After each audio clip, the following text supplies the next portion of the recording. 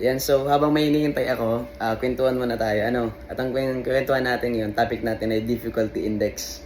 Kasi malapit na yung examination, baka lumabas ulit. So, first question, bakit ba yan difficulty index ang title? Simple lang, kasi tinitingnan natin kung mahirap ba yung naging tanong. Kasi, ang gusto natin kasi developmentally appropriate. Ayaw natin ng sobrang hirap na mga tanong. Ayaw din natin ng sobrang basic lang ng mga tanong. Ang gusto natin yung sa katamtaman lang. Gusto natin developmentally appropriate sa readiness, willingness, at interest ng mga estudyante. At kung gusto natin na kung developmentally appropriate siya, dinidiscard natin yung sobrang mga hirap, tapos sobrang mga dadali, di ba? Tapos, nire-retain natin yung moderate lang. Tapos, ang gagawin natin sa yung very difficult, di ba? Dinidiscard. Yung very easy, dinidiscard. Tapos, yung moderate, nire-retain. Pero ang ginagawa natin sa easy and difficult mga questions, ang ginagawa natin is nire-revise. Bakit sir, revise lang? Kasi ito yung mga tanong na madali siya. So, i-revise lang natin. Dagdagan lang natin ng konting difficulty para maging moderate siya. Tama? So, tapos, meron namang mga sobrang hirap. So, buwasan lang natin ng level of difficulty para maging moderate siya.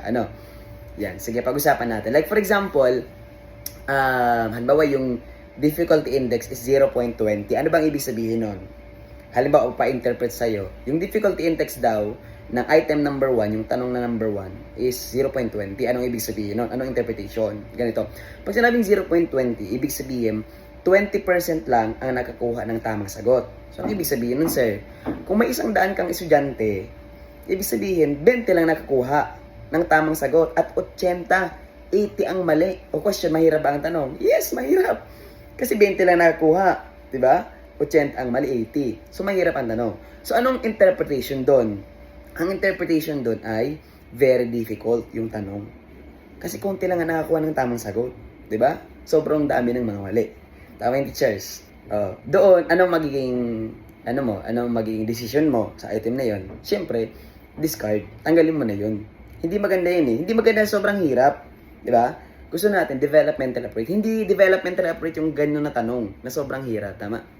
O, halimbawa, yung item number 2 naman, ang difficulty index daw ay 0.90. Ano ibig sabihin ng 0.90? Ibig sabihin, 90% ang nakuha ng tamang sagot.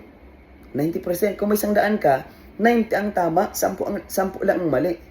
O question, mahirap ang tanong? Hindi mahirap. Madali ang tanong. Basic. Bakit 90 ang tama out of 100 students? Di ba? So, ano mo doon? Ano mo doon ang interpretation? Very easy.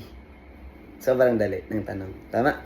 At kung sobrang dali siya, anong decision mo? Discard pa rin. Tanggalin mo. Bakit? Ayaw natin ng sobrang basic. Di ba? Ayaw natin ng sobrang dali lang na tanong. Hindi developmental appropriate sa readiness and willingness mas dyan. Tama? So, next one. Halimbawa, anong ganito? Kapag tinanong kayo, halimbawa naman ang level of difficulty ay 0.50.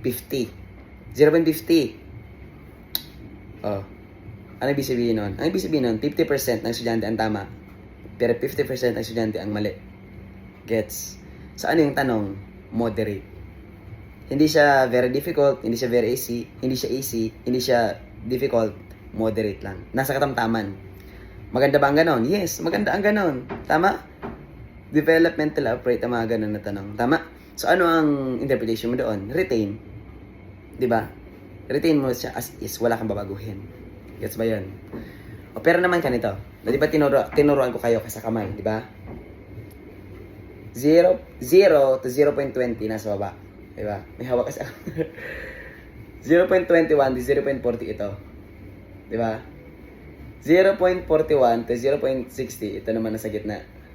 Ito naman, 0.61 to 0.80 ito. Tapos ito naman, 0.81 to 1. Ito naman. So, anong ibig sabihin niya? Ito mga nasa baba, ito. Ito naman, very difficult. Kasi ba, 0.20 o 20% na nakatama. Diba? Ito naman, 0.40 pababa. Pero dapat hindi umabot ng 0.20. Ito naman, 0.40 to 0.60. Tapos ito, 1. Tama? So, itong dalawa, ito. Ito, very difficult to very easy. Discard. Gets. Ito naman dalawa. Itong dalawang gumagalaw. O yan, revise lang. Bakit? Kasi itong dalawa, malapit na siya dito sa gitna. 'Di ba? Ito, easy, ito difficult. So itong mga easy, dagdagan lang natin ng dagdagan lang natin ng level of difficulty ang tanong para maging siyang moderate. Ito naman, very difficult. So pag sinabing very difficult, ito naman difficult pala. So gawin mo lang dito, dagdagan mo lang ng, bawasan mo lang ng level of difficulty yung tanong para maging moderate siya. Guys, that's why we revise these two. And ito naman, we retain. That's why yan. So, sana natuto kayo sa kwentuhan natin. Tapos kung gusto mo maging malinaw ito, kasi wala akong gamit ditong kamay.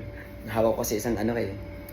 Ilalagay ko sa comment section yung lecture ko about level of difficulty. Panoorin mo yan. Kasi baka lumabas sa board exam. So, baka maging top notcher ka pa dyan. Tama? Bye-bye. Kung nakabot ka sa parte ng video ito, pakilike naman ng video. Pa-comment mo kung taga saan ka para alam ko hanggang saan na-reach ang video ito. Yun lang. Bye-bye.